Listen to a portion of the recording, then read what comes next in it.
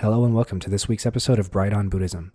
This week we will be reading and discussing chapters 15 and 16 of Burton Watson's translation of the Lotus Sutra. These chapters are called Emerging from the Earth and The Lifespan of the Thus Come One. You'll remember from our previous readings of the Lotus Sutra that it was composed in roughly 4 phases throughout history. Chapters 15 and 16 were most likely composed and added to the text in the third phase of its composition, around 100 Common Era. During this phase, chapters 10 through 22 were added, with the exception of chapter 12. In chapter 15, numerous bodhisattvas emerge from the earth to help the Buddha preach the Lotus Sutra, and Maitreya asks the Buddha who they all are. The Buddha then reveals that they are his former students from many eons ago when he had just reached enlightenment. Maitreya wonders how this is possible, given that the Buddha has only been alive for several decades. This leads into chapter 16, where the Buddha reveals what many argue is the core teaching of the Lotus Sutra, which is that his lifespan is nearly infinite, and that his entire historical life was actually a skillful means toward enlightening sentient beings. He alleges that he reached his enlightenment many countless eons ago, and that he arose in this world as a teaching tool to demonstrate the path to his disciples. Similarly, though many think that the Buddha will die and pass into final nirvana, he reveals that this too is a skillful means. Thus, the Buddha relays the teaching that he is all but immortal, and that he manifests himself in this world in various forms, such as Shakyamuni, Amitabha, Vairocana, and many others, only to teach beings in a fashion that accounts for their needs for reaching enlightenment. Thus, many interpret this to mean that there is a singular, godlike, primordial Buddha from which all other Buddhas manifest. This doctrinal point goes on to be highly controversial in Buddhism at large, and particularly influential in the Tendai and Nichiren sects of Buddhism. We hope you enjoy.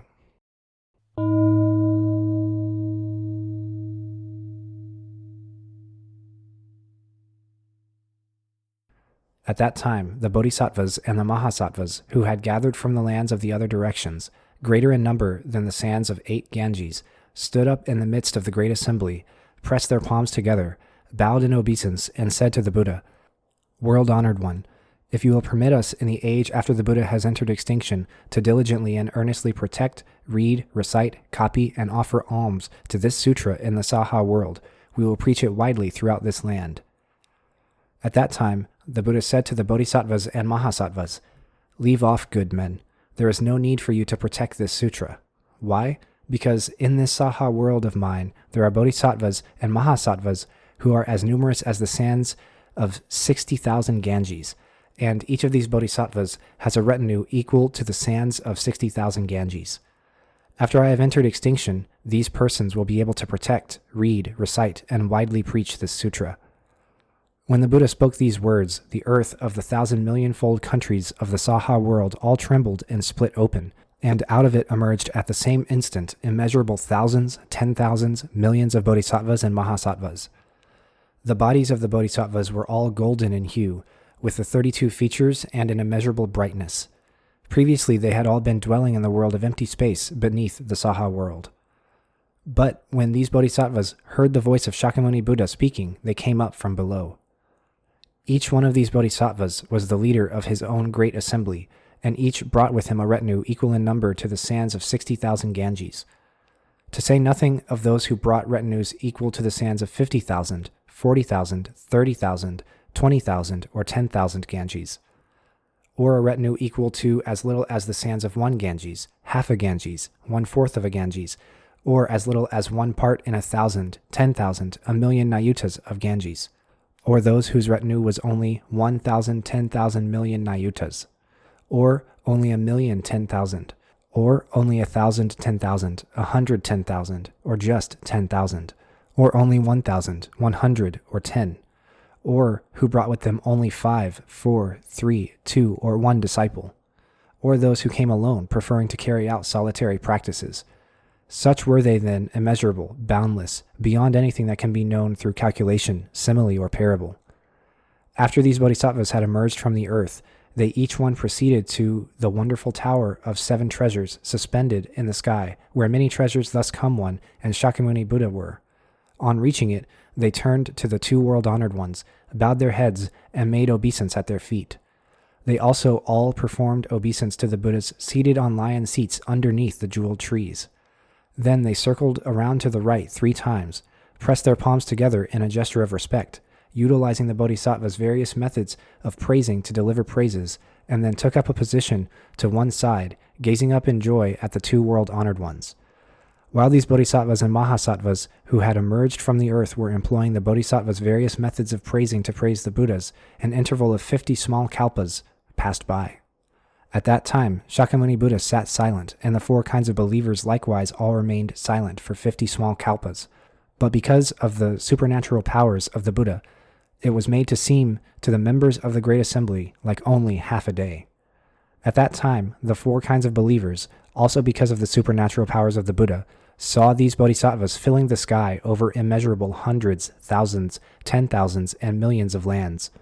Among those bodhisattvas were four leaders. The first was called superior practices. The second was called boundless practices. The third was called pure practices. And the fourth was called firmly established practices. These four bodhisattvas were the foremost leaders and guiding teachers among all the group. In the presence of the Great Assembly, each one of these pressed his palm together, gazed at Shakyamuni Buddha, and inquired, "World-honored one, are your illnesses few? Are your worries few? Are your practices proceeding comfortably? Do those whom you propose to save readily receive instruction? Does the effort not cause the world-honored one to become weary and spent?" At that time, the four great bodhisattvas spoke in verse form, saying, "Is the world-honored one comfortable, with few illnesses, few worries? In teaching and converting living beings, can you do so without fatigue and weariness? And do living beings receive instruction readily or not? Does it not cause the world-honored one to become weary and spent?" At that time, in the midst of the great assembly of bodhisattvas, the world-honored one spoke these words, just so, good men. The thus come one is well and happy, with few ills and few worries. The living beings are readily converted and saved, and I am not weary or spent. Why? Because for age after age in the past, the living beings have constantly received my instruction. And also, they have offered alms and paid reverence to the Buddhas of the past, and have planted various good roots. So, when these living beings see me for the first time and listen to my preaching, they all immediately believe and accept it, entering into the wisdom of the thus come one, with the exception of those who earlier practiced and studied the lesser vehicle. And now I will make it possible for these persons to listen to this sutra and enter into the wisdom of the Buddha. At that time, the four great bodhisattvas spoke in verse form, saying, "Excellent, excellent, great hero, world-honored one. The living beings are readily converted and saved. They know how to inquire about the most profound wisdom of the Buddha, and having heard, they believe and understand it. We are accordingly overjoyed." At that time, the world-honored one praised the great bodhisattvas who led the group, saying, "Excellent, excellent, good men. You know how to rejoice in your hearts for the thus come one." At that time, the Bodhisattva Maitreya and the multitude of bodhisattvas equal in number to the sands of 8,000 Ganges, all thought to themselves, "Never in the past have we seen or heard of such a great multitude of bodhisattvas and mahasattvas as these who have emerged from the earth, and now stand before the world-honored one, pressing their palms together, offering alms, and inquiring about the thus come one." At that time the Bodhisattva and Mahasattva Maitreya, knowing the thought that was in the minds of the bodhisattvas as numerous as the sands of 8,000 Ganges, and wishing also to resolve his own doubts, pressed his palm together, turned to the Buddha, and made this inquiry in verse form.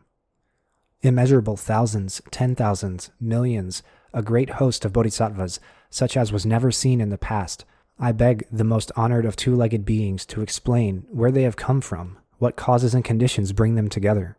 Huge in body, with great transcendental powers, unfathomable in wisdom, firm in their intent and thought, with the power of great perseverance, the kind living beings delight to see.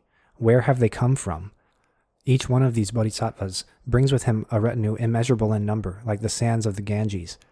Some of these great bodhisattvas bring numbers equal to 60,000 Ganges sands, and this great multitude, with a single mind, seek the Buddha way.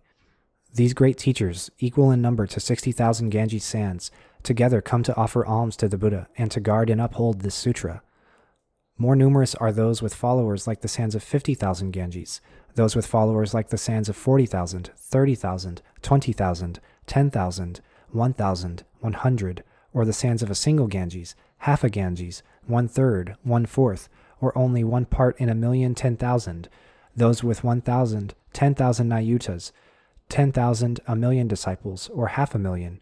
They are more numerous still.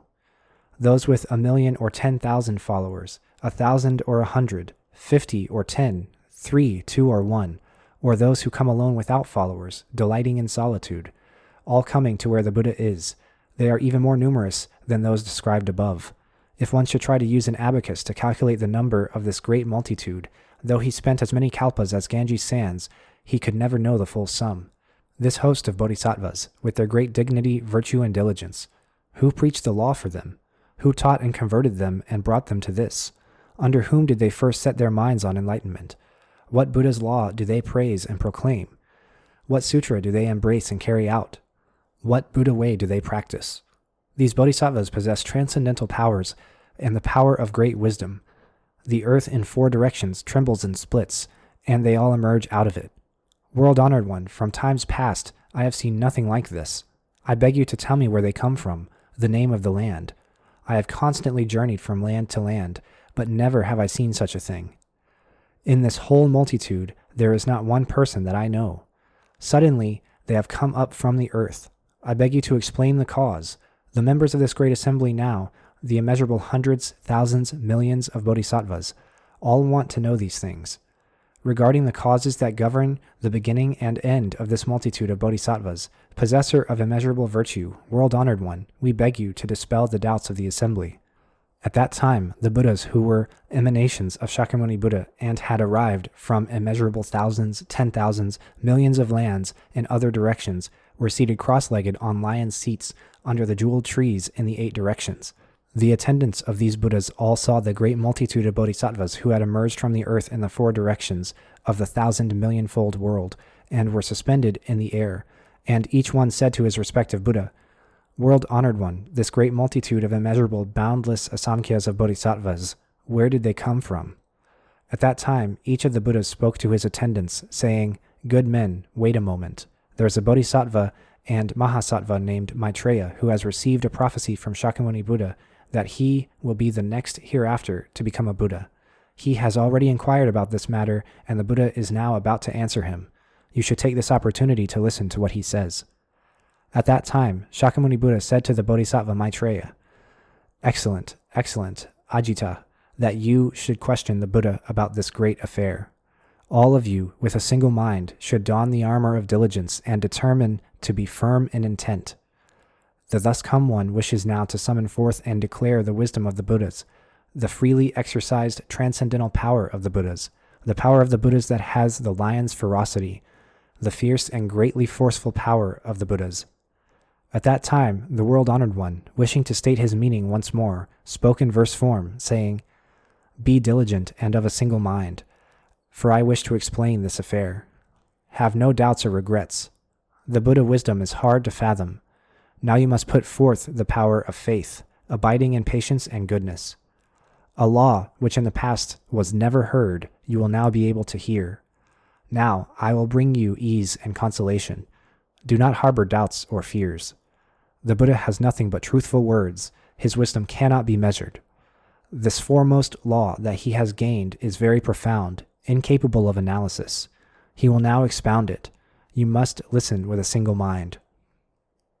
At that time, the world-honored one, having spoken these verses, said to the Bodhisattva Maitreya, "With regard to this great multitude, I now say this to you. Ajita, these bodhisattvas and mahasattvas who in immeasurable and countless asamkhyas have emerged from the earth, and whom you have never seen before in the past. When I had attained Anuttara Samyak Sambodhi in this Saha world, I converted and guided these bodhisattvas, trained their minds, and caused them to develop a longing for the way. These bodhisattvas have all been dwelling in the world of empty space underneath the Saha world. They read, recite, understand the various scriptures, ponder them, make distinctions, and keep them correctly in mind. Ajita, these good men take no delight in being in the assembly and indulging in much talk. Their delight is constantly to be in a quiet place, exerting themselves diligently and never resting. Nor do they linger among human or heavenly beings, but constantly delight in profound wisdom, being free from all hindrances. And they constantly delight in the law of the Buddhas, diligently and with a single mind pursuing unsurpassed wisdom. At that time, the world-honored one, wishing to state his meaning once more, spoke in verse form, saying, Ajita, you should understand this. The great bodhisattvas, for countless kalpas, have practiced the Buddha wisdom. All have been converted by me. I caused them to set their minds on the great way. These are my sons. They dwell in this world, constantly carrying out the dutta practices, preferring a quiet place, rejecting the fret and confusion of the great assembly, taking no delight in much talk. In this manner, these sons study and practice my way and law, and in order that day and night, with constant diligence, they may seek the Buddha way in the Saha world, they dwell in the empty space in its lower part. Firm in the power of will and concentration, with constant diligence seeking wisdom, they expound various wonderful doctrines, and their minds are without fear. When I was in the city of Gaya, seated beneath the Bodhi tree, I attained the highest, the correct enlightenment, and turned the wheel of the unsurpassed law. Therefore, I taught and converted them, caused them for the first time to set their minds on the way. Now all of them dwell in the stage of no regression, and all in time will be able to become Buddhas. What I speak now are true words. With a single mind, you must believe them. Ever since the long distant past, I have been teaching and converting this multitude. At that time, the Bodhisattva and Mahasattva Maitreya, as well as the countless other Bodhisattvas, found doubts and perplexities arising in their minds.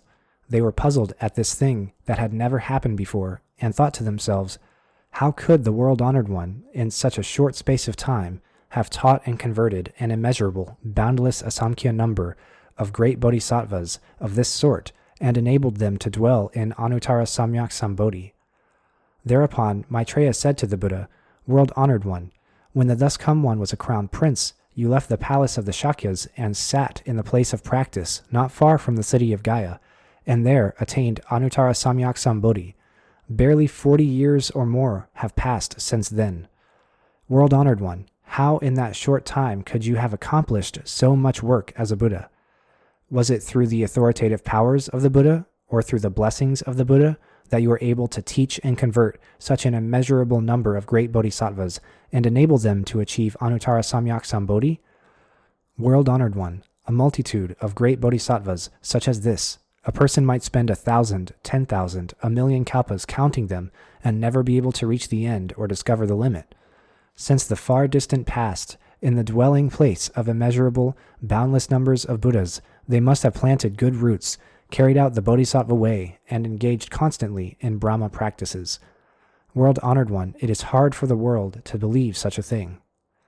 Suppose, for example, that a young man of 25, with ruddy complexion and hair still black, should point to someone who was 100 years old and say, "This is my son," or that the 100-year-old man should point to the youth and say, "This is my father who sired and raised me." This would be hard to believe, and so too is what the Buddha says.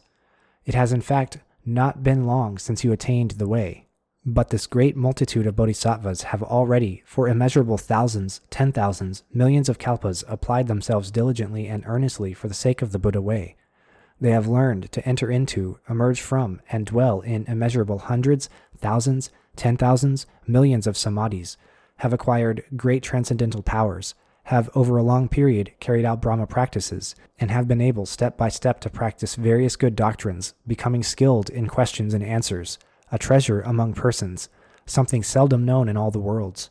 And today, world-honored one, you tell us that, in the time since you attained the Buddha way, you have caused these persons for the first time to aspire to enlightenment, have taught, converted, and led them, and directed them toward Anuttara Samyak Sambodhi. World-honored one, it is not long since you attained Buddhahood, and yet you have been able to carry out this great meritorious undertaking. We ourselves have faith in the Buddha, believing that he preaches in accordance with what is appropriate, that the words spoken by the Buddha are never false, and that the Buddha's knowledge is in all cases penetrating and comprehensive. Nevertheless, in the period after the Buddha has entered extinction, if bodhisattvas who have just begun to aspire to enlightenment should hear these words, they will perhaps not believe or accept them, but will be led to commit the crime of rejecting the law. Therefore, world-honored one, we beg you to explain so we may put aside our doubts, and so that, in future ages, when good men hear of this matter, they will not entertain doubts. At that time, the Bodhisattva, Maitreya, wishing to state his meaning once more, spoke in verse form, saying, "In the past, the Buddha departed from the Shakya clan, left his household, and near Gaya, sat under the Bodhi tree. Little time has passed since then, yet these sons of the Buddha are immeasurable in number. Already for a long time they have practiced the Buddha way, dwelling in transcendental powers and the power of wisdom, skillfully learning the Bodhisattva way, unsoiled by worldly things, like the lotus flower in the water. Emerging from the earth, all display a reverent and respectful mind, standing in the presence of the world-honored one. This is difficult to fathom. How can one believe it?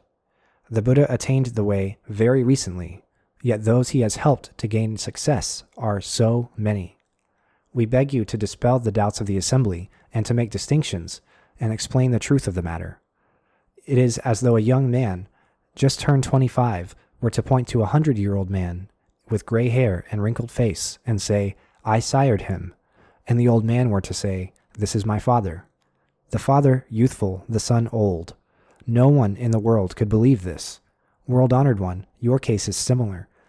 Only very recently have you attained the way. These bodhisattvas are firm in will, in no way timid or immature. For immeasurable kalpas they have been practicing the bodhisattva way. They are clever at difficult questions and answers. Their minds know no fear. They have firmly cultivated a persevering mind, upright in dignity and virtue. They are praised by the Buddhas of the 10 directions as able and adept at preaching distinctions. They have no wish to remain among the crowd, but constantly favor a state of meditation, and in order to seek the Buddha way, they have been dwelling in the space under the earth. This we have heard from the Buddha and have no doubts in the matter. But for the sake of future ages, we beg the Buddha to explain and bring about understanding. If, with regard to this sutra, one should harbor doubt and fail to believe, he will fall at once into the evil paths. So we beg you now to explain. These immeasurable bodhisattvas, how in such a short time did you teach them, cause them to have aspiring minds, and to dwell in the stage of no regression?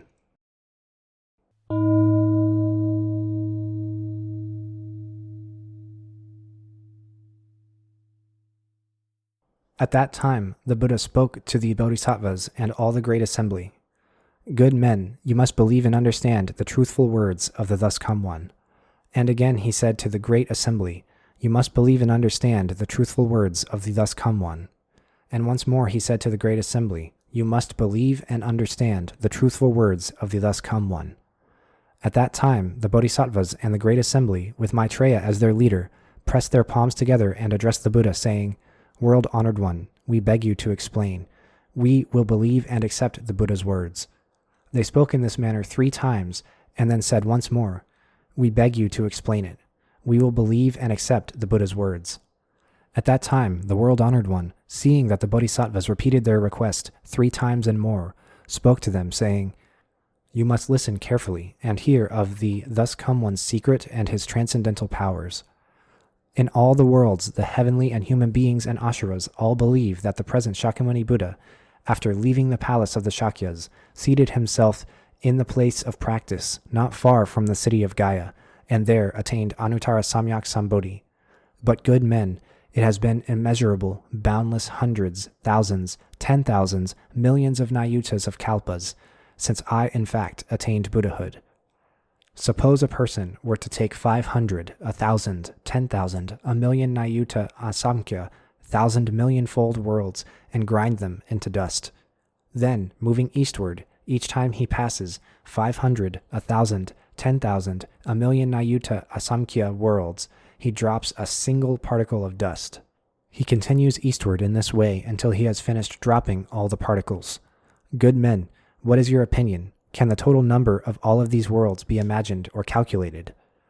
The Bodhisattva Maitreya and the others said to the Buddha, World-honored one, these worlds are immeasurable, boundless. One cannot calculate their number, nor does the mind have the power to encompass them. Even all the voice-hearers and Pratyeka Buddhas, with their wisdom free of outflows, could not imagine or understand how many there are. Although we abide in the stage of avivartika, we cannot comprehend such a matter. World-honored one, these worlds are immeasurable and boundless.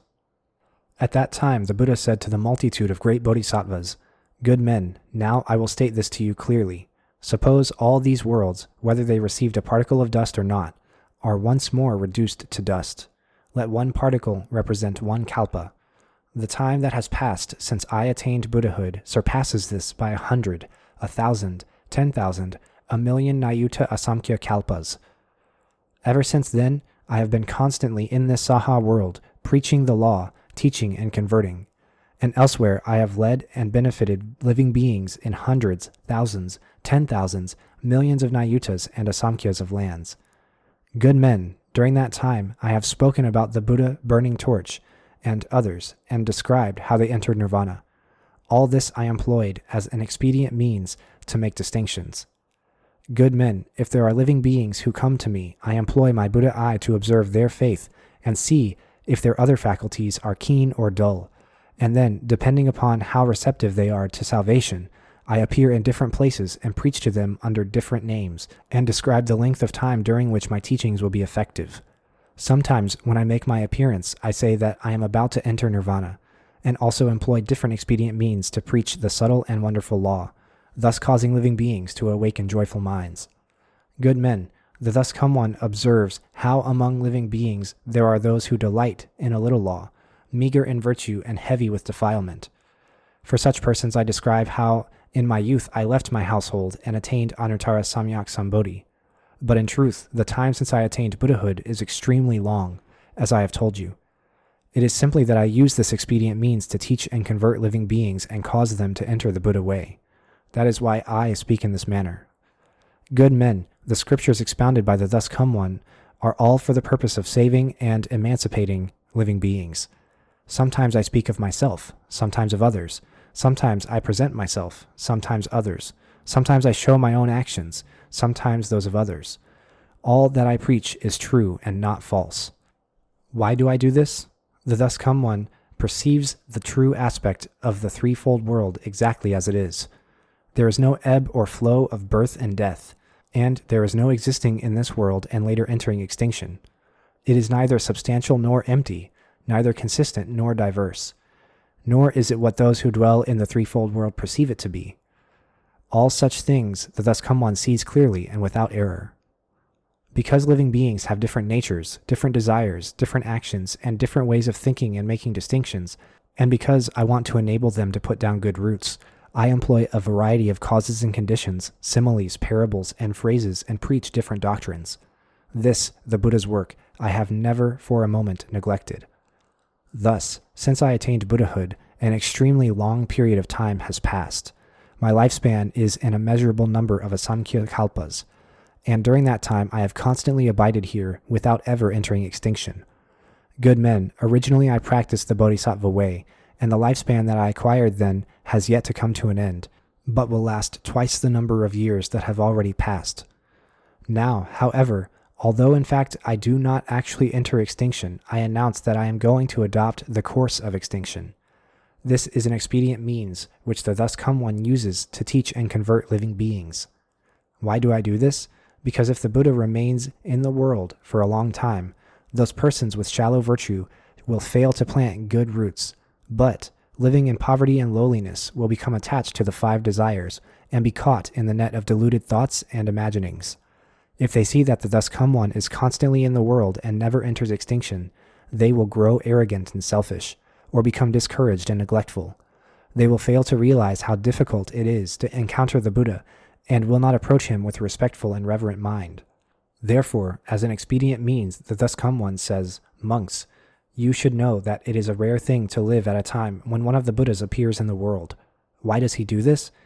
Because persons of shallow virtue may pass immeasurable hundreds, thousands, 10,000s, millions of kalpas, with some of them chancing to see a Buddha and others never seeing one at all. For this reason I say to them, monks, the Thus Come One is hard to get to see. When living beings hear these words, they are certain to realize how difficult it is to encounter the Buddha. In their minds they will harbor a longing and will thirst to gaze upon the Buddha, and then they will work to plant good roots. Therefore the Thus Come One, though in truth he does not enter extinction, speaks of passing into extinction. Good men, the Buddhas and Thus Come Ones all preach a law such as this. They act in order to save living beings, so what they do is true and not false. Suppose, for example, that there is a skilled physician who is wise and understanding and knows how to compound medicines to effectively cure all kinds of diseases. He has many sons, perhaps 10, 20, or even 100. He goes off to some other land far away to see about a certain affair. After he has gone, the children drink some kind of poison that makes them distraught with pain, and they fall writhing to the ground. At that time the father returns to his home and finds that his children have drunk poison. Some are completely out of their minds, while others are not. Seeing their father from far off, all are overjoyed and kneel down and entreat him, saying, "How fine that you have returned safely. We were stupid and by mistake drank some poison. We beg you to cure us and let us live out our lives." The father, seeing his children suffering like this, follows various prescriptions. Gathering fine medicinal herbs that meet all the requirements of color, fragrance, and flavor, he grinds, sifts, and mixes them together. Giving a dose to his children, he tells them, "This is a highly effective medicine, meeting all the requirements of color, fragrance, and flavor. Take it, and you will be quickly relieved of your sufferings and will be free of all illness." Those children who have not lost their senses can see that this is good medicine, outstanding in both color and fragrance, so they take it immediately and are completely cured of their sickness. Those who are out of their minds are equally delighted to see their father return and beg him to cure their sickness, but when they are given the medicine, they refuse to take it. Why? Because the poison has penetrated deeply and their minds no longer function as before. So although the medicine is of excellent color and fragrance, they do not perceive it as good. The father thinks to himself, "My poor children, because of the poison in them, their minds are completely befuddled. Although they are happy to see me and ask me to cure them, they refuse to take this excellent medicine. I must now resort to some expedient means to induce them to take the medicine." So he says to them, "You should know that I am now old and worn out, and the time of my death has come. I will leave this good medicine here. You should take it and not worry that it will not cure you." Having given these instructions, he then goes off to another land, where he sends a messenger home to announce, "Your father is dead." At that time, the children, hearing that their father has deserted them and died, are filled with great grief and consternation and think to themselves, "If our father were alive, he would have pity on us and see that we are protected. But now he has abandoned us and died in some other country far away. We are shelterless orphans with no one to rely on." Constantly harboring such feelings of grief, they at last come to their senses and realize that the medicine is in fact excellent in color and fragrance and flavor, and so they take it and are healed of all the effects of the poison. The father, hearing that his children are all cured, immediately returns home and appears to them all once more. "Good men, what is your opinion? Can anyone say that this skilled physician is guilty of lying?" "No, world-honored one." The Buddha said, "It is the same with me. It has been immeasurable, boundless hundreds, thousands, 10,000s, millions of Nayuta and Asamkhya kalpas since I attained Buddhahood. But for the sake of living beings, I employ the power of expedient means and say that I am about to pass into extinction. In view of the circumstances, however, no one can say that I have been guilty of lies or falsehoods." At that time, the world-honored one, wishing to state his meaning once more, spoke in verse form, saying, "Since I attained Buddhahood, the number of kalpas that have passed is an immeasurable hundreds, thousands, 10,000s, millions, trillions, asamkhyas. Constantly I have preached the law, teaching, converting countless millions of living beings, causing them to enter the Buddha way. All this for immeasurable kalpas.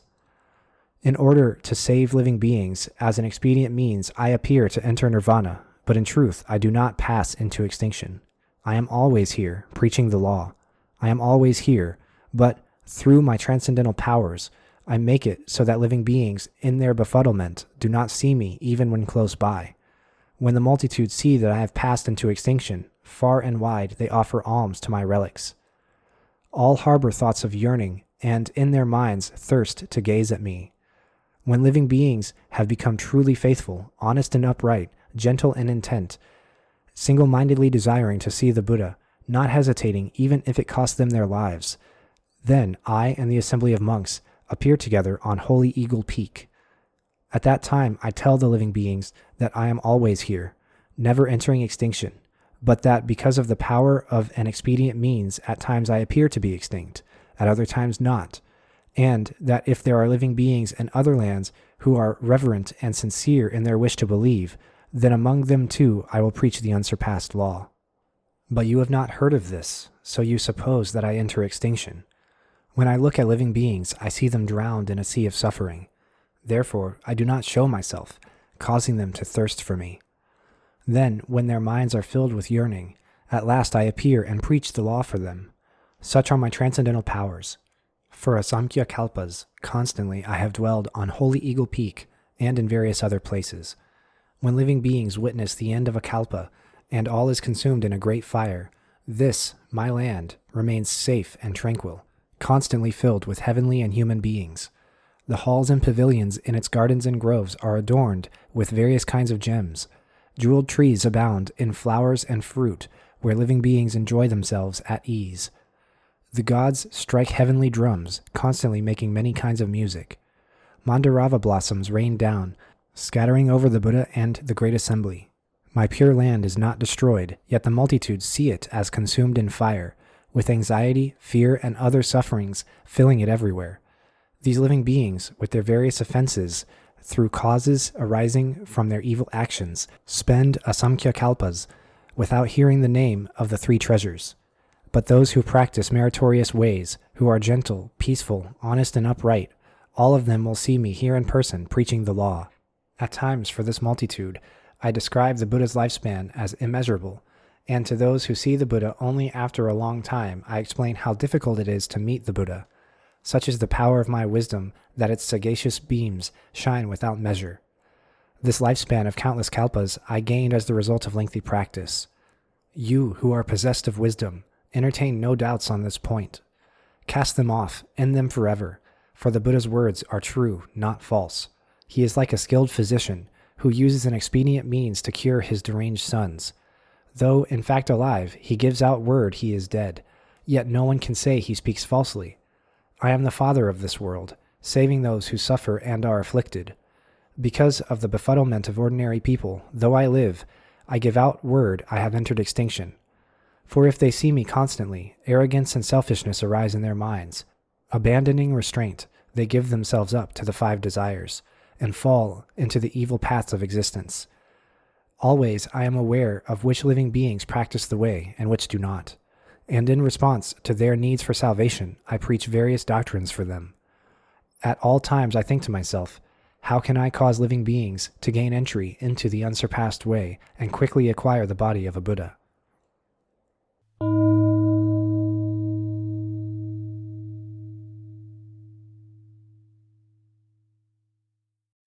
So that was chapter 15 and 16 of the Lotus Sutra. Docs, what do you have to talk about today? Lot. So, short version, I really liked chapter 15 and really disliked chapter 16. Tell us a little bit about why. So, with chapter 15, it's the core of this chapter is the imagery, this ridiculously large procession around the Buddha. So, to start with, I noted that we're talking about the Saha world in this. To get the scale right, how does that transfer towards what we understand of the world? How big is this? It's all of it. We are currently in the Saha world. It's another name for the world of samsara, another name for the world of suffering. I've been asked before if it's the same as Jambudvipa, which is Shakyamuni's Pure Land, his Buddha realm. And it is and it isn't. Jambudvipa is the pure version of Shakyamuni's Pure Land, which is, I know it's a little bit circular, but Jambudvipa is like the ideal, and Saha is another name for just how everything is, the reality. So we could say Jambudvipa would be smaller because the Saha world would also include these portions which are impure still. So to get to the whole top level of what I'm liking, chapter 15 has a lot of imagery and cool stuff just happening and going on, demonstrations of the scale at which Buddhism is trying to operate. And also towards the end, it has Maitreya operating as an audience surrogate, asking questions that I personally had as well. and showing, I think, a good way, a good demonstration of how to respectfully question a master. Because that is something that I think a lot of religions have trouble with, is allowing one to question the source of information is often frowned upon. And here we have not just it happening, but it is also the next guy who is going to be in that spot doing it. So, like, that ending establishes what I think is a really good precedent.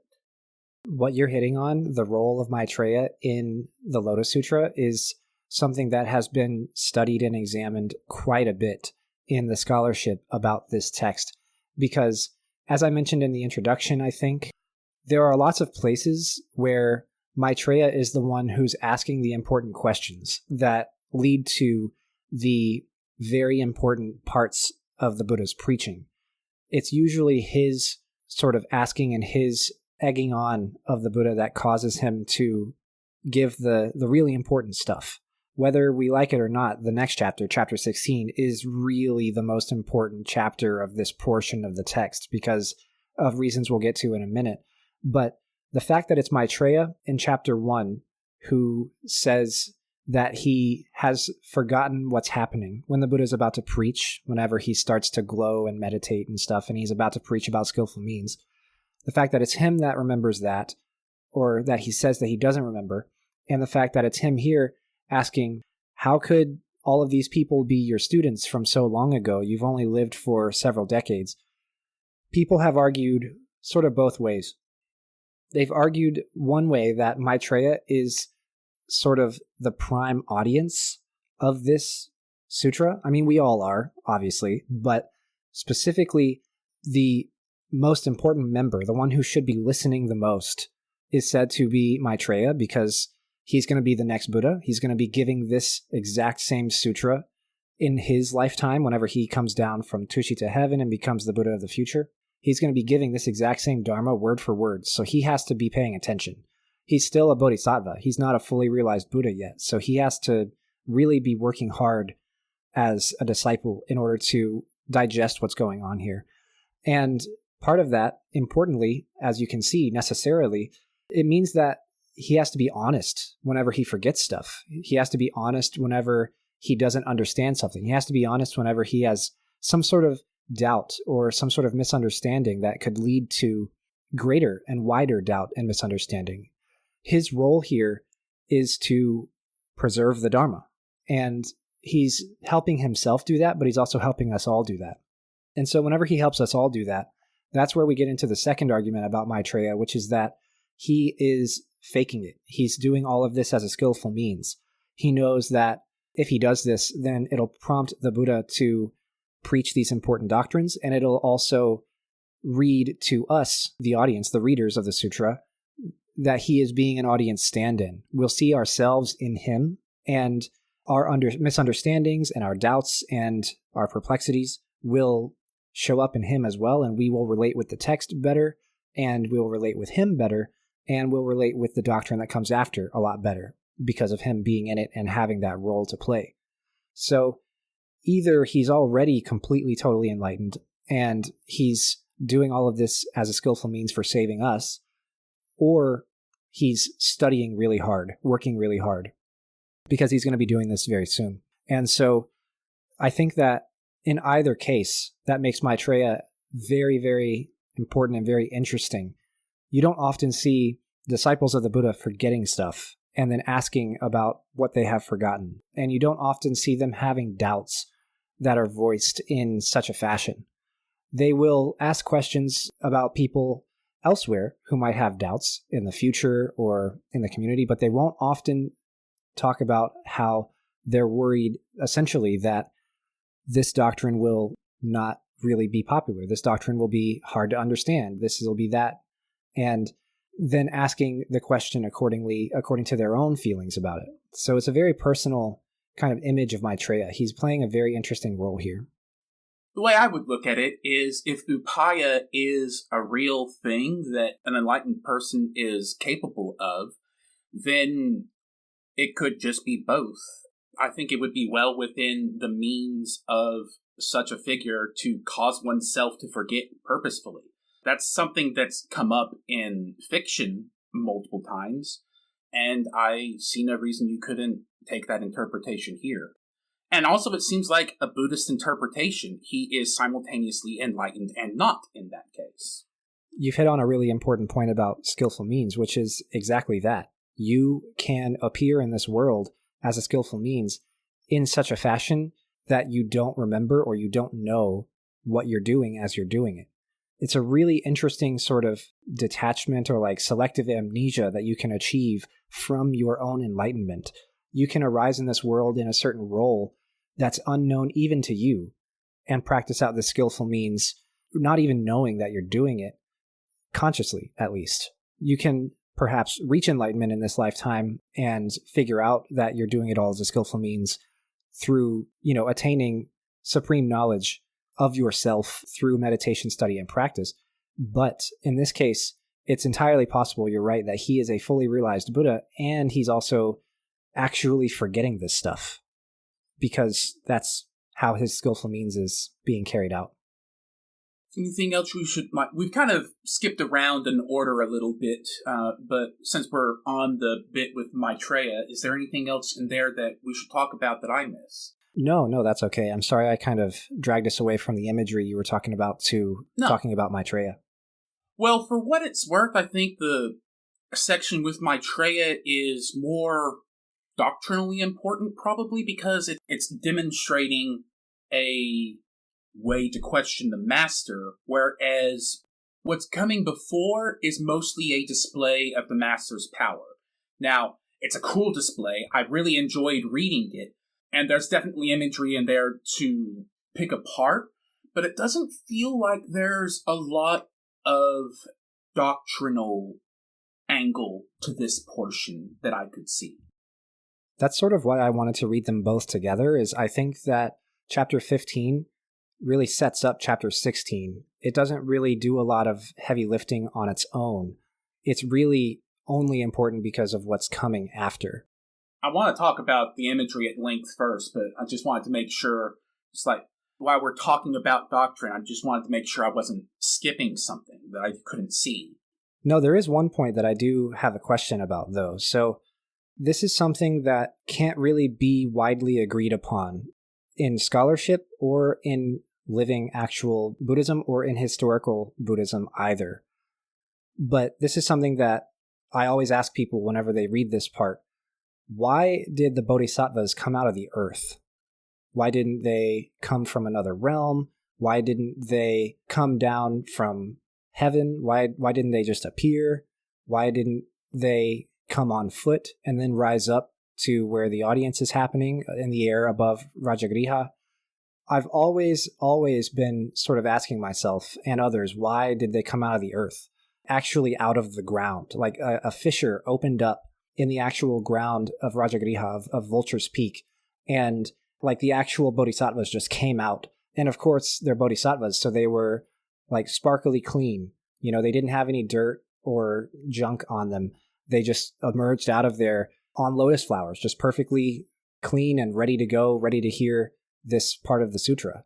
Do you have any thoughts on why it might have been them coming out of the earth? That's an interesting question. This never happens in another text, by the way. There's no other sutra we can look to with precedent that says that these characters, bodhisattvas or not, came out of the actual ground. It's been a while since we've discussed it. Where did I forget his name, the previous Buddha emerge from earlier in the sutra? Yes, you're talking about the treasure tower of Prabhutaratna. Where did that come from? That one also came out of the earth. Okay, so I was trying to remember that detail. So it could just be a matter of continuity. So Prabhutaratna is a skeleton for this thing. Like, we're talking about, like, he is dead and, like, we are looking at his relics, right? That's right, because the treasure tower itself is a stupa. It's a reliquary tower. It's where you put the remains of somebody who's died. And so he's a skeleton, and you think that for continuity's sake, that these bodhisattvas are coming out of the earth, they might also be dead? Yeah, that's what I was about to say.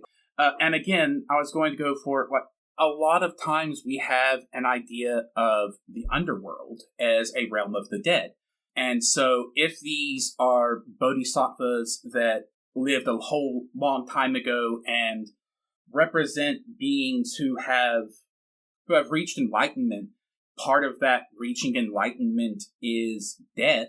So perhaps it's a matter of, like, these are pristine but dead beings coming from an underworld. Like, I don't know enough about what the afterlife beliefs of China at this time were, but perhaps like that's some kind of reach towards a tradition that already existed that preached that the dead lived under the earth, maybe? No, that's a really good point. The idea of there being dead spirits or the deceased in general, them being under the surface of the ground, that is something that's shared pretty much universally across human cultures. And I think that part of the reason why for that is that whenever something dies wherever it is, then over a long period of time, it does eventually get buried. Stuff sinks. Even if you don't bury it yourself, stuff sinks. And so you find, if you dig down far enough, you just find things that have been dead for increasingly long amounts of time. The further down you go, the longer the thing has been passed away. And I think that I'm kind of with you there. I think that the coming out of the ground has to do with the fact, one, that they were the Buddha's students eons ago, like very, very, very long time ago. And so they're buried under there because that's where everything else from that many eons ago is. It's buried. It's sunken. And on the point of them being dead or dying or preserved dead or undead of some kind, I think that that's likely too. When we talked about Prabhudaratna, we never saw any textual evidence, any imagery in the text itself that said that he was a skeleton. But that was sort of assumed. We're sort of speculating that with, a lot of confidence because it's a reliquary tower. And at the time where this was written, only dead people were in those, right? For example, in the current day and age, if we said in a text, and then somebody came out of a grave and opened up the lid of a coffin and started talking, the assumption we would have in our heads reading that is that that person in that coffin is dead. They're a skeleton, yeah. And so naturally we're looking back with the same assumption here. And we think that we're pretty much right on that. And a lot of imagery about this scene, when they illustrate the Lotus Sutra throughout history, it has that same imagery. It has him as being either completely a skeleton or being a well-preserved corpse, like a very well-preserved mummy. And so that's likely the case. These bodhisattvas are not often depicted as being mummies or being skeletons, but the assumption is that they are very long-lived and they're perhaps in eternal meditation. So we remember from the text that their purpose is to come up and listen to what's coming, listen to chapter 16, and help the Buddha preach it. The idea might be that they didn't ever actually die, so to speak. They went into very, very deep samadhi. This is something that has a lot of precedence in Buddhism. For example, the founder of Shingon Buddhism, Kukai, he's actually not regarded as being dead. He's actually just in what's called eternal meditation. So you can go to Mount Koya in Japan, and you actually see that they feed him twice a day, and they change his clothes twice a day, and things like that. There's a very ceremonious ritual that takes place where they make him food, and they take it down to the cemetery at Koyasan, or Mount Koya, where he's supposedly still meditating. And so this could be what's going on with these bodhisattvas. They could be in eternal meditation until such time as it's time to help the Buddha preach chapter 16. And so I'm kind of with you there. I think that it has to do with them being from the distant past, and also it has to do with their eternal meditation / their mummification. And even if they were just meditating eternally, that would presume that they're not moving, which means they would get buried. So even if they are supposed to be alive, if they've just been sitting there not doing anything for eons, they would be buried as well. So there's why they come from the earth, would be my guess at least, my speculation. So, when I was first reading through this and got to where they start listing off their numbers, I had to actually stop and step away from this for a minute because I was trying to comprehend these numbers. And that's an error for a lot of reasons. For one, that's probably not what the Buddha would want. We're not supposed to be using just that kind of discursive reasoning. And also because the mind can't do that. When I came back to this and started reading it the second time, there's a concept in computer science called Big O notation. It's basically a way of measuring orders of magnitude. And I kind of did something similar trying to understand what was going on here. So instead of seeing, number of sands equal to the Ganges, it's like infinity. So it's like the number of sands of the Ganges, and then they also have a retinue of the number of sands of the Ganges. It's like, okay, infinity squared. Simplify the numbers in that way. And it's like, I'm really glad I'm not having to try to memorize this, because this looks like something that is designed to trip up memory. It absolutely is. People do memorize it and they do recite it according to memory, and they can get through this section, but it definitely is fully intended to break the mind. If you tried to count, as it says in the text, it would take as many kalpas as there are sands in the Ganges before you would even make a dent in the number.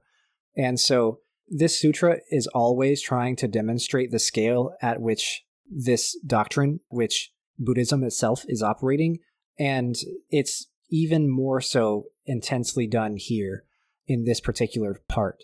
It will try at every chance to demonstrate a giant, huge number that's bigger than anything that's ever been imagined, and tell you, that's not even like a fraction of how many were there, And I think that that's really cool. I think it's trying to demonstrate the dramatic nature of the imagery that we just got in chapter 15. I think that it's trying to really impress upon the reader how seriously important and how severe the scene is. But at the same time, it's tough. It's tough reading. It's tough understanding. And I think that when it comes to recitation, people don't often fully understand it. It's true that in Buddhism, there is a great deal of reciting that goes on that doesn't have any accompanying comprehension of meaning, especially in the case of the Lotus Sutra, because it's so complicated. The translations that we have into English, they are aimed at making it like accessible with sentence structures and with syntax and with additions. And my professor used to call this the ketchup on the fries, to make it something we can actually read and understand.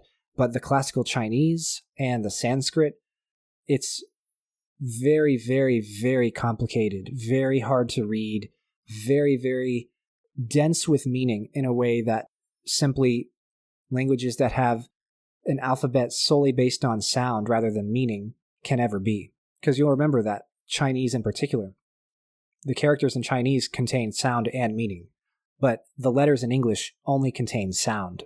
There's no specific meaning in the letter A as opposed to any other sound A.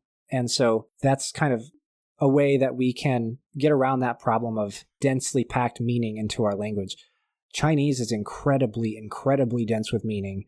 Classical Chinese even more so. And then Sanskrit, of course, is very dense as well. So this is sort of one of the more difficult and complicated parts of the text. And it's something that does not always even get fully comprehended by the professional reciter of the text.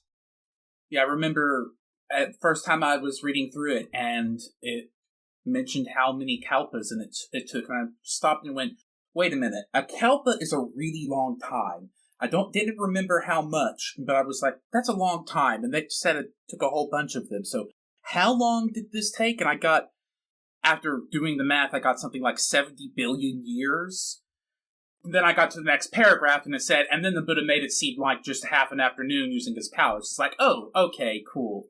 Yeah, and it's often thought that this is actually still happening. So especially in Nichiren Buddhism, because of this long time scale, they often think, for that time scale and for also a few other reasons, they often think that the Buddha is still preaching the Lotus Sutra on continuous loop above Vulture's Peak, and that if you go there and you have truly taken faith in the Lotus Sutra and you've done the 5 actions of the Lotus Sutra, read, recite, expound, etc., then you'll actually see him up there with his audience and see him in whichever part that he's gotten to. And so it's thought of that this is kind of an ongoing, constant thing that's happening. That's a cool idea.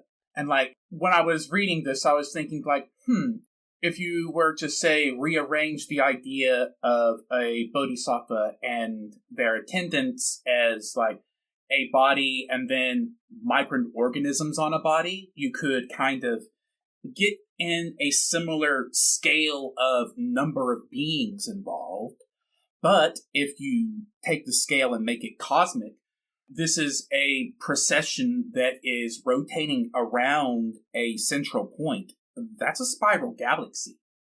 So, I could easily see somebody trying to syncretize this stuff or modernize it, recasting these motions as, like I said, either something that is encompassing microorganisms or something that is on a galactic scale. And the numbers being thrown out here do kind of hold up to the idea of a galactic scale.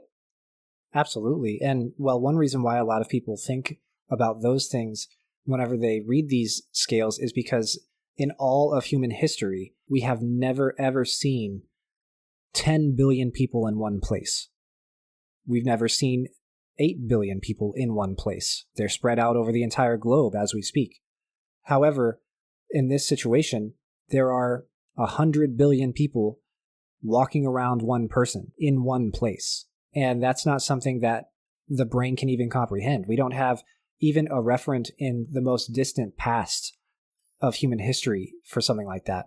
And so it's a very impossible scale. It's meant to be larger than real life ever was, and possibly even larger than real life ever could be. Yeah, a lot of cool stuff in this imagery. The procession being described here, it's vague enough that I can't make an actual picture of it, but there's enough detail that I can make a picture of the picture sort of deal.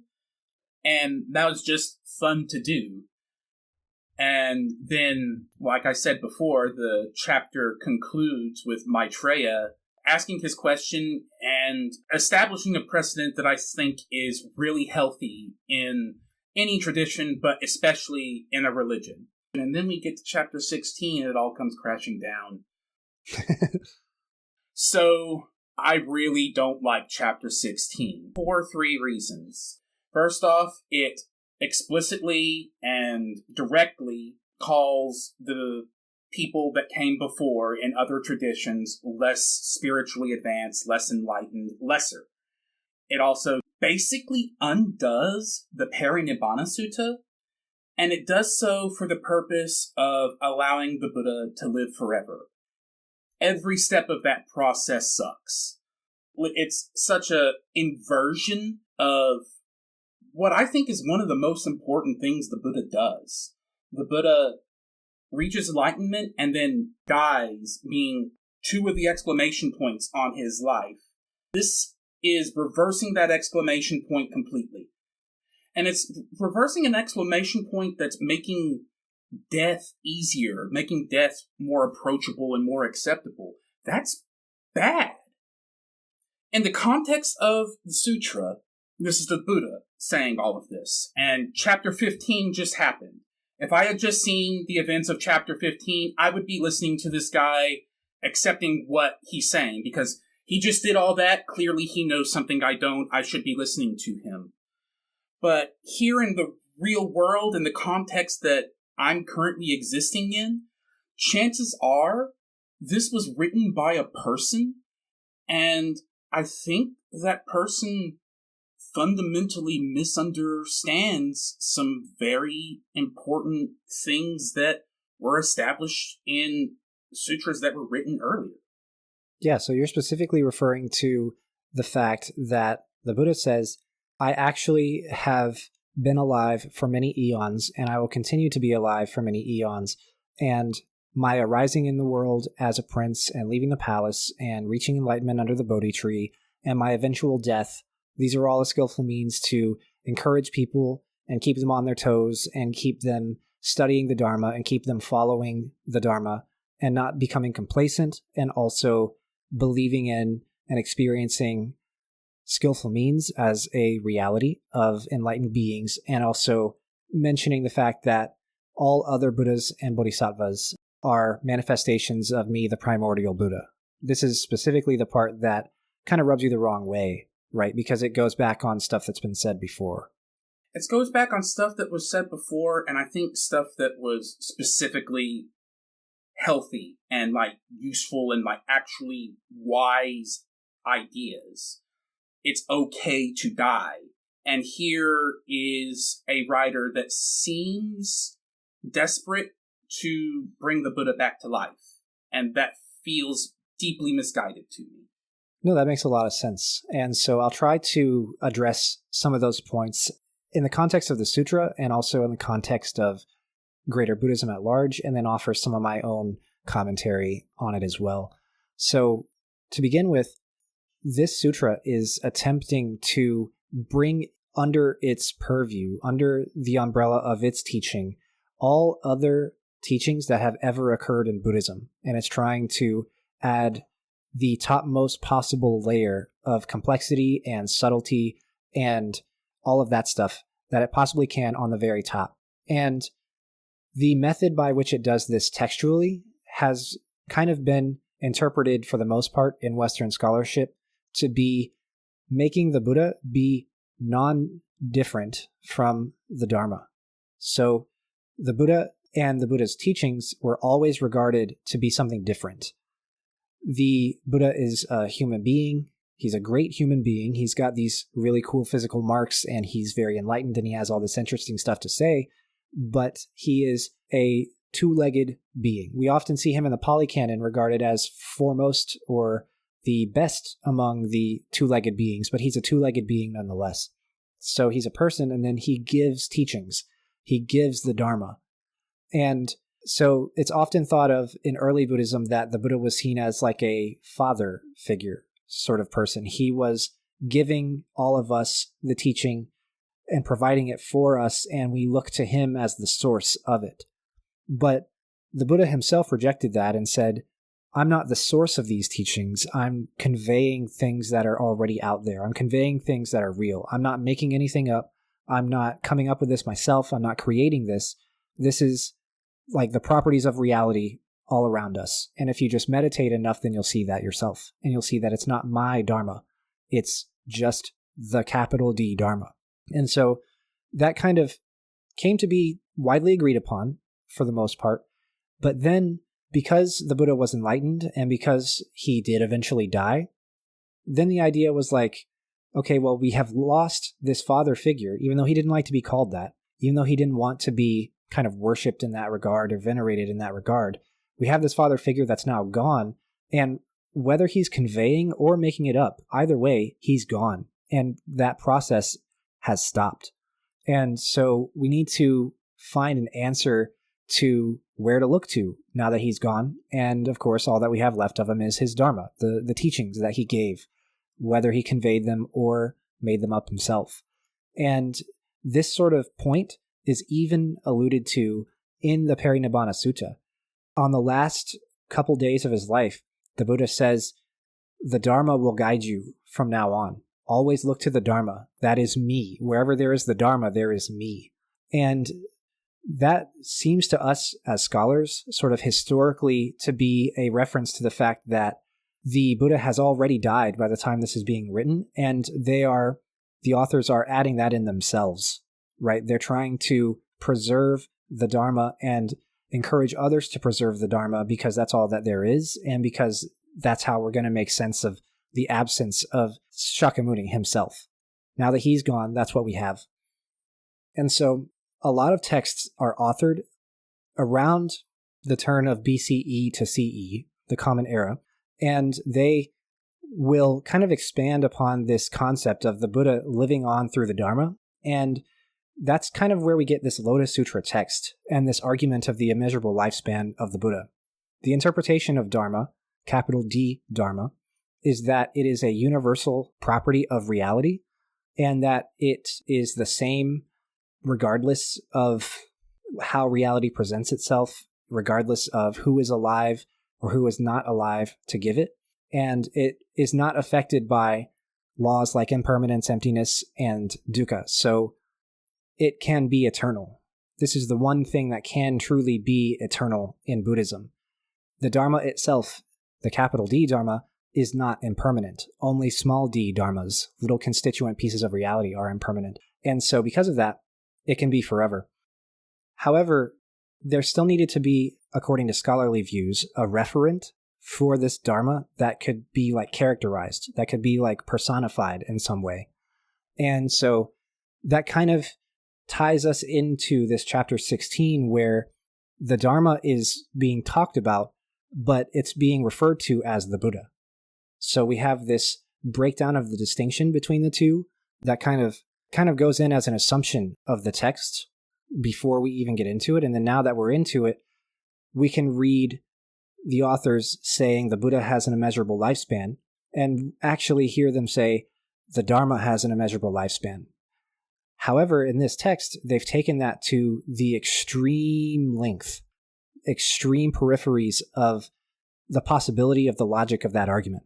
The logic of the breakdown of the distinction between the Buddha and the Dharma has been pushed to its limits almost, and even beyond. And so that's where this primordial Buddha himself comes from. The idea is if the Buddha and the Dharma are the same, if they are not different, if they are truly inseparable, and they're truly, I don't know how to say it in any other way, truly indistinct, then there is no Dharma that is, no capital D Dharma that is born and dies. That all is just a manifestation of capital D Dharma. And so you're starting to see, okay, well, the Buddha is capital D Dharma. The Buddha doesn't become born in this life and then die. He actually has an immeasurable lifespan with manifestations. And so that's the Lotus Sutra's argument for why this teaching kind of supersedes all other teachings that have preceded it, is that it's not saying those teachings are wrong. It's saying that those teachings are just lesser, smaller scale interpretations of what they regard as being the same thing. And many people in history and many people in the scholarship believe it whenever the sutra says that. But I can totally understand seeing that and bouncing off of it entirely and being like, no, that is not how that works. You can't just do that. Clearly, authors are people and have agendas, and this can't be the way that you say it is, because that's basically flipping up everything we've done so far on its head, right? I don't think that we would be reading it if those people who disagreed with the text won the argument 2,000 years ago, because then this text wouldn't have been copied and recited and spread all over East Asia and the world. This text would be minor and sort of be left behind, right? And so I think that the people who believed the text when they read it were the larger group and the more powerful group, and that's sort of why we have it. But at the same time, it's very controversial. As I've said before, there are certain schools of Theravada and early Mahayana Buddhism that regard this text as being completely heretical and apocryphal. And I can see why. Like, this, not only is this turning things on its head, but it's being rude about it as well. It's explicitly calling the figures and followers of the earlier traditions less spiritually advanced. And I question the motive of bringing all of the teachings under this one. Also, that's not a good desire, I think. Like, that sounds like subjugation, like semantic subjugation, I guess. And I'm always going to be leery of that. Like, we're talking about doctrines, we're not talking about people, so it's not, the same thing. But also, like, outside of this show, I do a lot of writing and narrative design stuff, and at this point, I can't stop trying to pick those ideas out of stuff I read. I do the same thing with game design, and I don't play video games anymore. I dissect them. And it's kind of the same with stories. So I'm instinctually trying to dissect the author's motives here, and they're not good in the way that they're coming off in my head. Like, this sutra calls itself the king of all sutras. It reverses other sutras. It denigrates doctrines that came before it. In this sutra, the Buddha is saying, I say one thing to these people, but they're dumb, and so here's the real thing that I'm telling you. When it's the Buddha doing that, like, he's enlightened, he gets to do that, and cool, I will go along with it.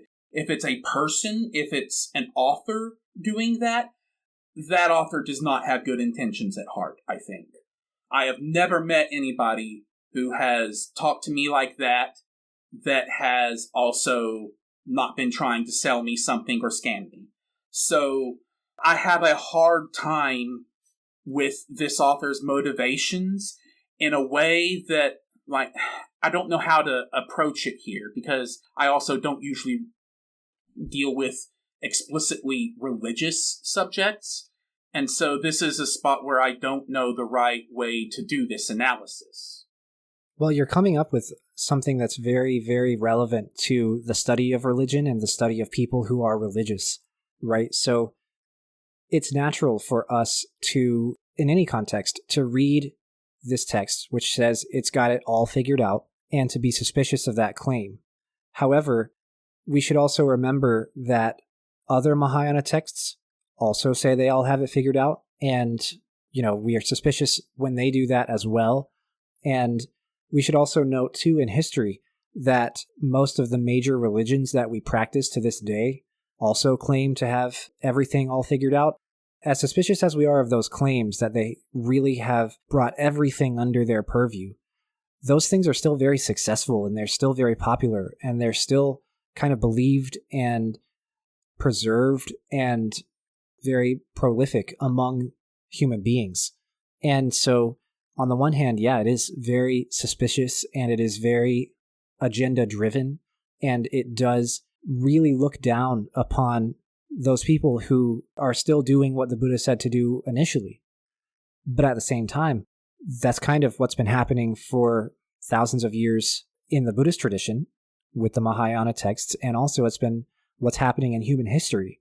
People claim to have it all figured out, and some people are like, no, this is very hacky. This is not it. Someone has not figured all this out. And others are going to say, actually, yeah, it seems like they do. I'm going to believe them when they say this because of what they have presented. And so there is that important point. However, we should also think about how Theravada people have come to understand this in their own context. Historically, we've mentioned before when reading this text that we suspect that this sutra came out of a doctrinal/political conflict between monks who lived in the forest and monks who lived in populated areas. And their doctrinal debates, their political debates, were a result of their differences in living situation. Urban monks that lived in villages and towns, they saw people all the time, and they dealt with stuff that I guess householders deal with a lot more frequently, whereas the forest monks were meditating in solitude, and they didn't really have to deal with laity a lot. They were supported by the laity and stuff, and these categories are very porous and very, very poorly imposed on what was likely a gradient in reality, right? That's kind of how all of these things always are. But we suspect that it's this conflict of the forest and urban dwellers, and I think that a lot of the sniping we see, when we see them say the lesser vehicle, the Hinayana, a lot of this we can say, yeah, maybe that's the people who are devoted to the Arhat path, the people from the early teachings. But also, it very well could be the people that live in the forest and are meditating in solitude. Or it could be people who live in the cities and are meditating and practicing, but they have not fully removed themselves from the world, and so they're not practicing in as complete a way as the forest dwellers, right? So we have to be critical and be questioning whenever we see a text say Hinayana, because that doesn't just mean the Arhats. That doesn't just mean the people that would eventually become Theravada. That could just be whoever they don't like, right? The forest dwellers could be the Hinayana because they're not saving sentient beings. They're not where people are at the same time, regardless of what they think of the Bodhisattva path, regardless of what they think of Mahayana texts that have already come out. And the urban dwelling monks could be the Hinayana because they are still attached. They are still attached and they're not completing their practice by fully renouncing from the world. So it's complicated. It's complicated to know. And scholarship has sort of drawn this line over the last 250 years in English between Hinayana and Mahayana along this Theravada line, this Southeast Asian versus East Asian line. But that might not actually be fully valid to do. And so whenever we see this sniping, it's often a lot more personal than it even sounds, if that's possible. That's hard to do. Yeah, it's a lot more personal to whoever the authors themselves didn't like in that moment, if that makes sense. Factions within Buddhism, because these schools are not defined at this time period when this is being authored. Everybody is practicing, the path of the Buddha, or they're doing stuff that involves Buddhist sutras and Buddhist icons. But to say they are Theravada, Mahayana, to say they are Sarvastivada, Madhyamaka, Nikaya, any of this stuff, it doesn't make sense to say that. We can't, this stuff is so soupy in the early periods that it's impossible to assert that one way or the other. So we can't really believe it whenever texts do that themselves, if that makes sense. Yeah, I get what you mean. Like, there's half of the world and 2,000 years of context gap between us, so it makes sense that there's going to be details like that get lost. However, I'm not sure that the particular of those details changes my criticisms. It just changes which direction they're going. And, it's not the targets that I'm objecting to here, it's the means. I don't know that there would be any combination of factions where this kind of denigration and negation would be acceptable, especially in the Buddha's voice, in the voice of the figure being said here. This is the Buddha saying that previous followers were lesser in this text. If the Buddha was a real person and, was on this earth, I could very easily conceive of that person being very angry at somebody else putting those words in his mouth. So, the problem isn't the targets or the doctrine here, it's the way it's being done is really nasty. It's funny you bring that up, actually, because there's a scene I just thought of earlier in the sutra where 1,200 followers of the Arhat path get up and leave because they don't agree with what the Buddha is saying. And they don't say anything, and the Buddha doesn't say anything to them, but the text tells you, oh, by the way, these people who followed the Arhat path, they thought this was all stupid, and they... That's such a petty detail to add. Yeah, wow. And they get up and leave.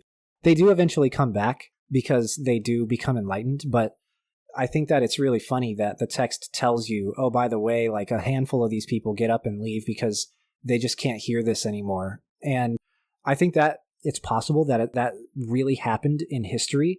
I could easily see that. But then the text will tell you that later they came back and they believed it and they believed the sutra and now that is a lot less historically likely. I think the text decided, hey, this is a moment where we could bring these people back because even they eventually got it, But it's funny because they leave and they're not here for the entire preaching of the sutra. They miss this chapter. They leave in chapter 2, I think, or chapter 1 even. And they come back in one of the 20s, near the very end. And so they miss all of the parables, and they miss the preaching on skillful means, and they miss this chapter about the immeasurable lifespan of the Buddha. And then they come back, and suddenly their Buddhahood is prophesized by Shakyamuni. And he's decided that they do actually have it, even though they missed the whole sermon. I think it's fascinating that they get to become enlightened, even though they didn't listen to anything and they actually rejected it outright. And then eventually decided, no, we don't actually reject it, even though they hadn't even heard any of it. Yeah. I've made a lot of criticisms here, but I will also fully acknowledge that these are criticisms that pop up all over the place. These are not some of the criticisms I'm having here are not criticisms necessarily of this text or of Buddhism. It's criticisms of humanity. And yeah, you're going to see those everywhere. Like, for a Christian context, there's the whole idea of the Whore of Babylon as a political spat between Catholics that has since been codified into the text. I suspect there's a lot of that going on in Buddhist texts that we're just not able to recognize. Oh yeah, there's all sorts of stuff like that. And because it's so distant and because the original Sanskrit is actually mostly gone in most cases, it's really, really hard to hammer all that stuff down. Because one of the biggest difficulties in studying Buddhism down to its origin point, you can study it in history at various points to varying degrees of success, but you can't always draw a straight line back to its origin point.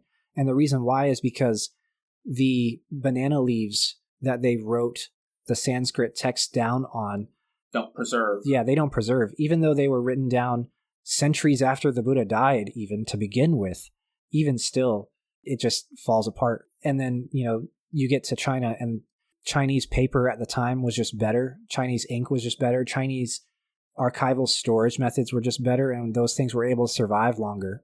And so some of the original texts that we have of stuff, even if it'll be something that fits into the polycanon, it's often only extant in Chinese in its earliest form. And so much of that stuff is just lost to time. And it's a real shame, because I'm sure that it would actually make a lot more of this, make a lot more sense, and give it a lot more context, and make it something that is like, oh, this isn't actually as problematic as we thought, or make it even more of an outlier and say, okay, this is clearly not what most people were doing and thinking about. Maybe we shouldn't regard this as the most important, the biggest, the most influential necessarily, at least until a different part of history. Because I do want to say that it's important to know that the Lotus Sutra, in combination with the Heart Sutra, is the most influential text in Buddhism in all of East Asian history. It's the most influential text in China and Japan and Korea and Vietnam. There is no other Buddhist text that has more of an impact on actual practiced Buddhism and also Buddhist art and literature and iconography and stuff like that. It is the most important and influential text. And there are a million different ways to interpret like what is actually the central teaching and what is actually the important part of it and in what way does it exert influence. And we could talk about power imbalances. We could talk about the resources of people who focused on this text and not others. But I think that the important point is that the whole thing fits into this sort of like unending Mobius loop of reasoning. It's not even circular reasoning, because it's not saying that it's right because it's right. It's saying that it's right because other things are partially right, and this is the most right.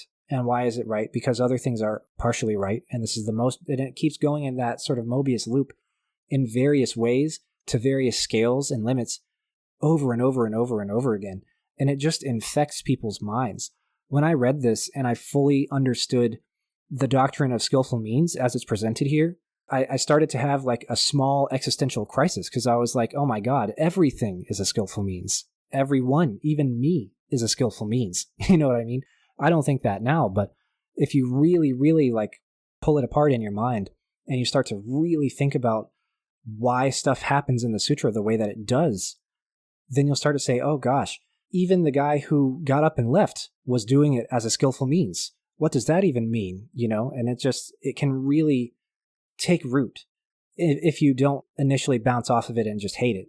And for that reason, I think that it becomes very important and very influential in East Asian history. I can see why it's important and influential. Like, again, I really liked chapter 15. I see how this could very easily capture the imagination. It succeeded with me. Like, if I hadn't read chapter 16, I'd be like, man, that was great. But I read chapter 16 and, like, I would have been one of those arhats who walked out. Like, I wouldn't have necessarily done it then, but right here, I definitely would have. Because, like, unless we are talking in such metaphorical terms that don't know how useful it is to even try and analyze this at all, like, this is an inversion of the Parinibbana Sutta. And here's me just being me, my own context in this, but I think that it's very healthy to get people okay with the idea of death.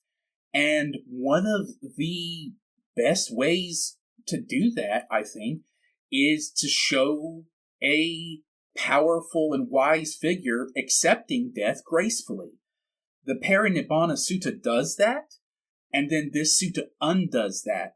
In a way, like, and unless, again, we're just talking like when he says an immeasurable lifespan, he's talking about the Dharma. If that's what we're talking about, then okay, but the language of the text I'm reading doesn't read that way. It reads to me like saying, no, actually, I just pretended to die so those idiots would believe me.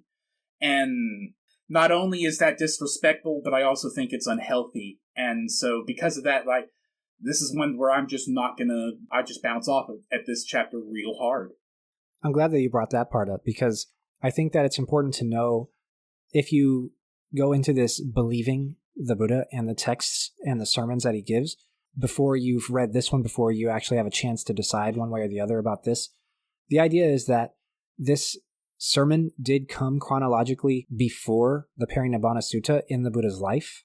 And so his thought process is that the people who go into his death will have already heard this, and hopefully then will not be as grieved when he actually does die.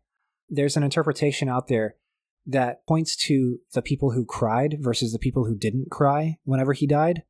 And this is, of course, in Lotus Sutra Buddhism in particular. So it already kind of has bought what the Lotus Sutra has to sell wholesale. But it says that the people who cried were the ones that heard the Lotus Sutra and didn't accept it, and so they were still very attached and still very sad and very unenlightened whenever the Buddha died. And the ones that didn't cry were the ones that kind of got it, that had understood the meaning of chapter 16, the immeasurable lifespan. Now, it should be clear that what is going on in that interpretation is that they are prioritizing the Lotus Sutra logic over any other sutra logic, and they're making that their hermeneutic, they would say in the scholarly world, their interpretive framework for all other texts. And that's its own thing, right? We can't do that all the time. That's kind of, you have to be aware that that will bias your interpretive framework, whatever text you use, to do that. So that's one interpretation there. But then the other side too is the authors, Mahayana Buddhists, you're saying that it was sort of unhealthy that they were not okay with the Buddha dying. And so they kind of wrote him into immortality because they weren't okay with it. And they said, if you do think that the Buddha still does die, even after we've written him into immortality, then you're just stupid. That's exactly what's going on in this text. Those authors absolutely do have that agenda because, like I said earlier, this Mahayana inclination to go back over and deal with the death of the Buddha in a doctrinal fashion is everywhere in other texts, but it's turned up to 11 in this one. And so I do think that if you look at it historically, this text did not come before the Parinibbana Sutta. It came before the Mahayana version, but it did not come before the first existing version of the text. And so, from a historical perspective, this text is dealing with the death of Shakyamuni in a direct fashion. Even though technically in the chronology of his life he hasn't died yet, he's giving this sutra. What they're doing is they're putting it into his voice to deal with his death in the way that they want to deal with it. And I can agree that there's problems with doing that. And reverse engineering a giant doctrine accordingly from your particular way of dealing with the Buddha's death, that's also kind of problematic and creates some tough points where I can totally understand people rejecting it outright and bouncing off of it at its face, because it's not really in accordance with the earlier stuff that the Buddha preaches. And so I'm not sure that we can really take it too far. Other sutras write in the Buddha's voice all the time. That's kind of all we have, is texts where people write in his voice because they're kind of reciting it based on memory, and we just have to trust that their memory is good. But here, I think they've misused it a little bit in some places. There's, as we've already said, there's only so much one can do about it, and it is entirely possible that if I had the full context of this and I had the prerequisite knowledge to fully understand this, I would be eating my words. I fully admit that. But I don't have any of those things. I only have what I have, and the text says what it says. So I'm not sure what else there is for me to say about that. I disagree with what this is trying to do. So, and that's at a point where it's like, yeah, this is religion, and at some point you have to draw that line of I believe this or I don't. And again, I'm agnostic, so I don't believe in the literal truth of any of this necessarily, but I'm also trying to understand Buddhist thinking and be able to think like a Buddhist as much as I can from these texts, and this text is utterly incongruous with the framework that I have personally developed. That framework may be wrong, I might be completely out of line on this, but this reads separately. If I did not already know that this was a Buddhist sutra coming into it, I'm not sure that I would see this as the same religion, because what it is saying is so incongruous with what I have encountered before. Well, and this text is very much a pivotal point and a hinging point in Buddhism in history, because if we take a more affirming view of it, not necessarily one that believes everything that it says as literal truth, but one that is giving it the benefit of the doubt and affirming the positive possibilities of the outcomes of the text, then we can start to see how it cascades into esoteric thinking. We can see how it cascades into Zen thinking, and we can see how it actually serves as an example of one of those texts that a Westerner would read in the colonial era, translated into English, of course, and would not look at it as world negating and nihilist and fatalist.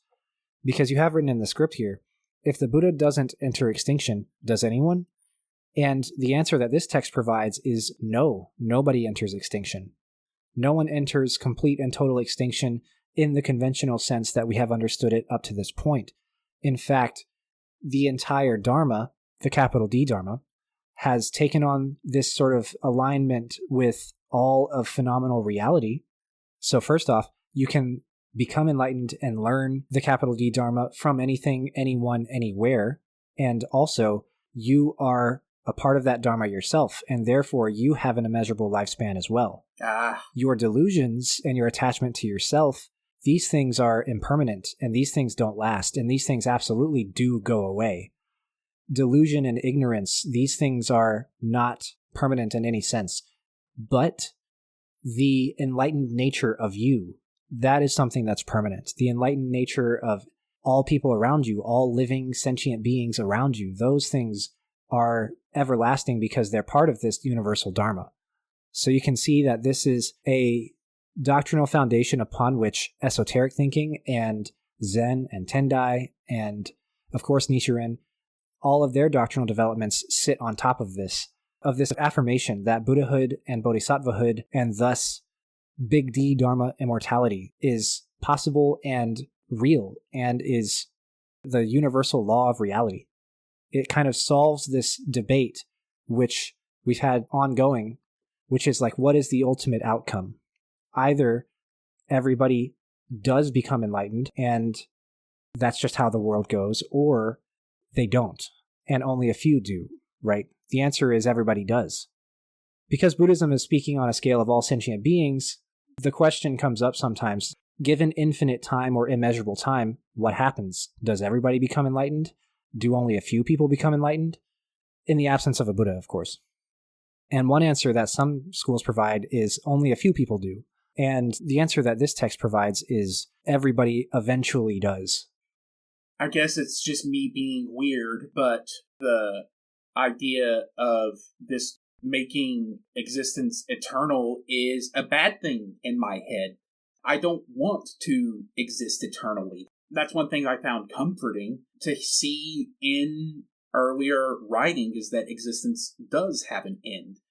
And so I guess you could see it as responding to the needs of different readers. I know a lot of folks would find me very strange for not wanting an eternal existence. So this text, I guess, provides that option, and probably part of why it resonated is because that's a much more comforting option to a usual reader. I guess that could be part of why this endured, is because what it was saying was more comforting to the average reader. Well, it's also important to know, too, that this is not now suddenly saying that we have an Atman, or a soul, or a capital S self. Yeah. The only part of you that persists is the Dharma nature, or the Buddha nature of you, and everything else, even the part of you that has the aversion to permanent existence, even that part will stop existing. So delusions and ignorances and fears, but also joys and euphorias and positive attachments, all of those things are said to be closed loops. They only sort of exist because of themselves. But then there's like a foundation underneath those things, which in some way or the other is the original and fundamental cause for those things, but regardless is still a persistent foundation. That is the thing that lives forever and persists onward. And so the debate becomes, to what degree is my nature that of Buddha nature and Dharma nature, and to what degree is anything else, right? And so this will get us very deeply into sort of esoteric readings of the Lotus Sutra, and we don't need to get into that right now, but the idea is that essentially phenomenal reality as we see it, and our phenomenal selves as we see ourselves, the memories we have, the likes and dislikes we have, and also the way everything in the world appears to us, the colors, the shapes, the textures, the weights and masses of things, all of these characteristics, all of those things are fleeting and closed loops and subject to impermanence. And the nature of them that does persist, the Dharma nature of them that does persist, is ineffable, is something that we can't see in those things or in ourselves unless we are fully enlightened. And so it's confusing. They say that everything does have Buddha nature and Dharma nature and does live forever in that sense. It is eternal because it is the Dharma and it is Buddhahood. But if you look for it, you very well might not be able to find it. So is it really there? It's kind of confusing. It's kind of difficult to know. And at that point, my engineer side goes, it's also not necessarily useful to know at this point. And I'm not sure even that the Buddha would disagree, because a lot of what he's talked about has been about focusing on what can be done in the here and now, right? Exactly right. Yeah. I mean, this is all of these texts that we read. This might be a wrong interpretation, but it is certainly my interpretation, is that they are all different attempts to show somebody something, someone in the audience or someone who will read this in the future, show them something that makes their life a little bit better. I've been very thankful that I've been able to actually go to a real Buddhist temple, because there were none where I lived before, and go there on a weekly basis, because it reminds me that all this bodhisattva path stuff and all this Buddhahood path stuff, all the real actual importance of it is making everyday people's lives suck less. And so I've been able to sort of reconnect with the part of it that I kind of care about, and the part of it that makes me want to keep studying it and keep working in a circle that concerns this, is because it's actual real life helping. It's actual real life serving. It's actual real life remedying of suffering. And I think that it's important to note that that can be done in a completely non-religious fashion. And it often is done that way, especially in Buddhist contexts. And so that's kind of why I'm comfortable in it. And that's kind of why I like it, is because it's very real and it's very practical. And so I can read all of these texts, the Lotus Sutra, Heart Sutra, Parinibbana Sutra, all of these other ones, as being just repeated attempts to show the audience something cool that will make their lives a little bit better, or will help them go make someone else's life a little bit better. And the way that the Lotus Sutra would have you do it is to have somebody share the Lotus Sutra with somebody else. And we can say that's a little problematic. We don't like that. That doesn't really jive with our own sort of problems that we bring, right? But luckily, there's other texts out there. There's the Heart Sutra, which doesn't say, go give the Heart Sutra to everyone you meet. That's not the way that you're going to help everybody feel better, right? You're given thousands and thousands of different tools, some of which we might conventionally think of as quote-unquote religious, and some of which then, as a result, we might bounce off of. But others are just like, you know how you have this anxiety and this unsatisfactoriness in your daily life? Luckily for you, all of that is impermanent. Someday, somehow, some way it will go away. I hope that's comforting in some way, and then just move on. That's not, in my eyes, quote-unquote religious on its face. It's definitely religious because it comes from a religion, but as a means of remedying someone's suffering who's right in front of you, I think that that's pretty cool. And I enjoy that. And I get to see that in sort of a real context at the temple that I go to. And so that's really nice. And that kind of allows me to look at texts like the Lotus Sutra, which has the problems that it has, and be like, yes, it has this problem. It has these issues, and I bounce off of these parts. But ultimately, it's just another tool that someone has tried to use to make somebody else's life suffering be less. And that's cool. That's good. And so I'm not saying I assume that authors of these texts always have the best intentions for everybody all the time at heart, but I am saying that this has become used as a tool to help people feel better over history and in the present day. And that's good. Making people feel better is a really good thing. And whatever they need to feel better, whether it's rote religiosity in this context, like the Lotus Sutra gives you, or not, that's something you can still use to help them feel better. So that's kind of what I appreciate about it. Yes, and I don't mean to denigrate anybody who finds the Lotus Sutra comforting. Like, go for it. If this works for you, great. It's just this one really doesn't work for me, and by my view, weakens other things that came before that did work for me. So on that level, I'm having a visceral reaction to it. But even in this, at the beginning of this, I was talking about how I thought chapter 15 was good, and the way Maitreya questions the Buddha is a healthy doctrine. So, it's not that I hate the whole thing at all. There's good stuff in here, and for all of the leeriness I'm giving our author for chapter 16, they also wrote chapter 15, which had a message that is rare in religion that I really like. So it's complicated, I guess. This is a big document that covers a lot of ground, and I like some of it. I don't like all of it. And in this case, the part that I don't like hits harder than the parts that I do like. So that's where I end up on this one. As much as I liked chapter 15, I really dislike chapter 16. The really dislike hits harder for me.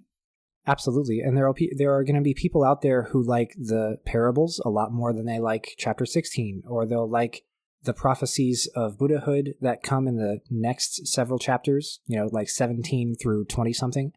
They'll like those better than they like the first 10 chapters and stuff like that. This sutra is so big, it has really something for everybody. I think that everybody who comes to it will find something that they think is cool or that they enjoy. And for that reason, I think it's important to remember that the completed 28 chapter text that we have in front of us is a Frankenstein text. There are many, many, many layers of authorship that have led to the text we have today. Layers of authorship and compilation. And so, I don't know, if you say you like or don't like the Lotus Sutra, and I'm not saying you particularly are, Docs, I'm just saying in general, if you say you don't like the Lotus Sutra, you either haven't read it or you haven't told me what specific part you're bouncing off of. Because there's even other sutras that are preached in this text. For example, chapter 1 is the Immeasurable Meanings Sutra, which is an entirely other sutra that is not copied and transcribed, but is directly referenced because the Buddha preaches it. And there's also the Avalokiteshvara Sutra, or the Kannon Kyo in Japanese, the Guanyin Jing in Chinese. That's chapter 28, I believe. And that is an entirely own independent sutra from elsewhere that is just globbed on into this text. And there's several sutras that serve as their own thing, but are referenced or are globbed into this sutra. And so if you don't like it, you kind of have to say, well, I don't like this about it, or I don't like this chapter, or I don't like this group of chapters, because there's so much going on. I often think of it as an attempt in some way to create an all-encompassing, self-contained, universal text in the same way that Dark Side of the Moon by Pink Floyd is like a circular, closed-loop, all-encompassing sort of album. You can play it in a circle and it makes sense. And I think that the point of this text is to play it in a circle and it'll still make sense. I can see that. I can't really assess that claim until I read the whole thing, and that's going to take a while, but we'll probably come back to this at some point. It's too important a text not to. I certainly think we will. There's more chapters in there that I think are important that we'll definitely get the chance to read and discuss.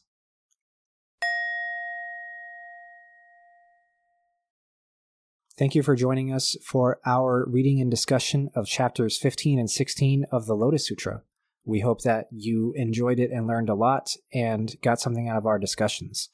We'll see you next time. Thank you for listening. Thank you for listening. See you next time.